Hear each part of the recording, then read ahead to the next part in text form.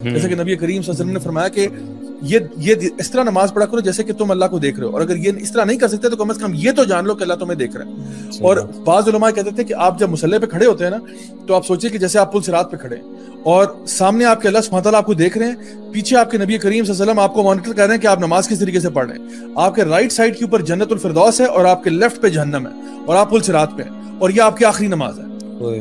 اب آپ سوچیں آپ کی نماز کیسی ہوگی.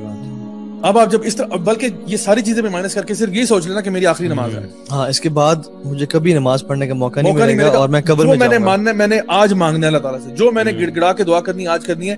تھوڑا سا نا نماز سے پہلے اپنے آپ کو مینٹلی پریپیئر کر دیا کریں, ایون اف اٹس 5 منٹس. ویسے تو جس طرح آپ نے پہلے بھی ذکر کیا تھا, آپ وضو کرنے جا رہے ہوتے ہیں نا, تو آپ وضو جب کر رہے ہوتے ہیں نا تو یہاں سے نماز سمجھے شروع ہو جاتی ہے, یعنی نماز کی پریپریشن شروع ہے. ابھی آپ نفل ذکر نہ بھی کریں, آپ وضو کر لیے تو آپ جا رہے ہیں نا, آپ نے اپنے منہ پہ پانی پھینکا, آپ کے گناہ دھل رہے ہیں, آپ نے اپنے بازوؤں کو واش کیا, گناہ آپ کے اتر رہے ہیں, یعنی آلریڈی پروسیس سٹارٹ ہے. آپ آلریڈی اللہ تعالیٰ کو ملنے جا رہے ہیں, یعنی آپ تیار ہو رہے ہیں. Basically you are preparing yourself to meet Allah سبحانہ تعالیٰ. آپ نے اچھے کپڑے پہنے, آپ وہاں پہ گئے, آپ مصلی پہ کھڑا ہوئے, آٹومیٹکلی آپ کا مائنڈ میں ہونا چاہیے کہ میں اللہ تعالیٰ سے اپنی اپوائنٹمنٹ کے لیے جا رہا ہوں. وضو کے بعد اگر آپ 2 رکعت پڑھنا چاہتے ہیں, الحمدللہ بہت اجر و ثواب ہے اس کا, وہ آپ پڑھ لیں. اس کے بعد آپ اگر جس طرح مسجد میں جاتے ہیں تحیۃ المسجد پڑھ لیتے ہیں. اس کے بعد آپ مینٹلی پریپیئرڈ ہیں کہ now I am going to meet Allah سبحانہ تعالیٰ, اور میں نے اللہ تعالیٰ سے اپنی دل کی بات کہنی ہے آج. تو جب یہ سارے میکنزمز ان کو آپ فالو کریں گے نا تو آٹومیٹکلی آپ کی نماز کے اندر ایک خشوع کا فیکٹر ایڈ ہو جاتا ہے. اور آئی تھنک اگر خواتین ہیں تو وہ پریپیئر کریں اپنے آپ کو, اچھے لباس میں آئیں, خوشبو لگائیں, کیونکہ آتا ہے نا خذوا زینتکم عند کل مسجد, تو لیکن وہ مسجد تو نہیں جا رہی, اگر گھر میں نماز پڑھی ہیں تو اس کو پریپیئر کریں. اور جیسے آپ نے کہا, یہ ایک فارگوٹن سننا ہے, I did an episode on this, کہ having a musalla اور a masjid at your home, جس میں کوئی کھیلنا کودنا نہ ہو, پاپ کارنس کھانا نہ ہو, بیٹھنا گپ شپ مارنا نہ ہو, وہ صرف جگہ ہی ایسی ہو جو کہ مصلا ہو. اور اب اچھا جو آپ نے بات کی نا بڑی امپورٹنٹ ہے, دونوں طریقے ہیں. ایک ہے کہ آپ ترجمہ سیکھیں اور وہ اس میں ایک اللہ کی عظمت کو فیل کریں اور پھر وہ آپ کے ظاہر پہ بھی آئے گا.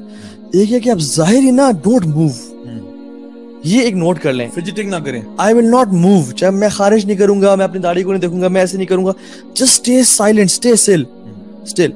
عبداللہ بن زبیر کے بارے میں آتا ہے کہ when he used to pray he was like a branch, never used to move.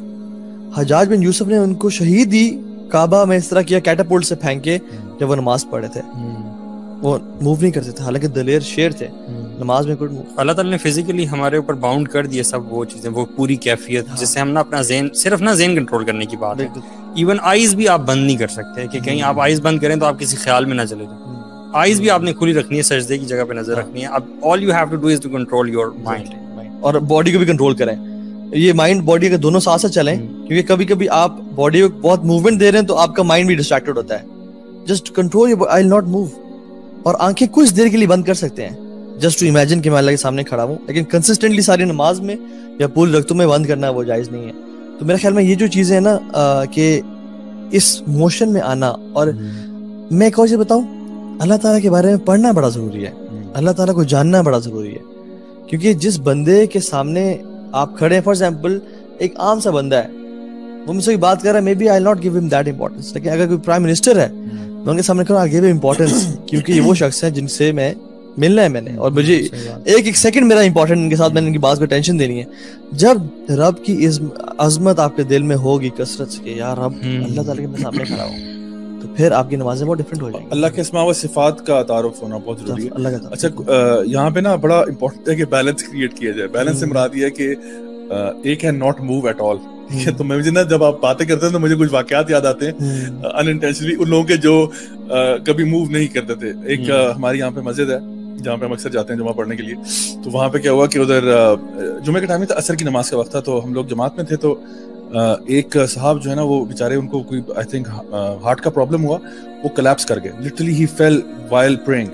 تو اب کیا ہوا کہ کچھ آس پاس لوگ تھے, وہ میرے خیال ہے وہ اس میں آ گئے کنفیوژن میں کہ we should not move.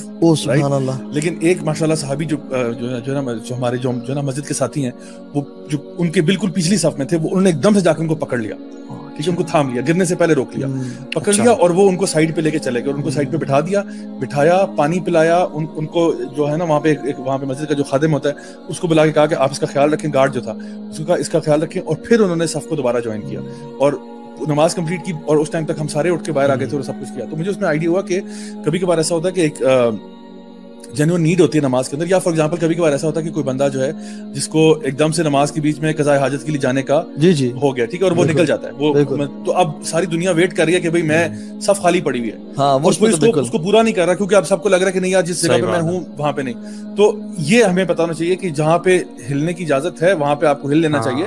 और यानी हमारे, मैं समझता हूँ हमारा दीन इतना परफेक्ट है ना, इतना बैलेंस्ड है कि बाकी सारी मज़ाहिब में ना वो आंखें बंद करके बस अपनी इबादत करते हैं, दुनिया से अपने आप को कट ऑफ करने की कोशिश करते हैं। हम कहते हैं नहीं, आपकी आंखें खुली होती है नमाज में, आप फिजिकली दुनिया में प्रेजेंट होते हो लेकिन आप अल्लाह ताला को याद कर रहे होते हो। और हमारे पूरे दीन की फिलॉसफी है कि आप व्हाइल लिविंग इन दिस दुनिया you have to follow your Deen.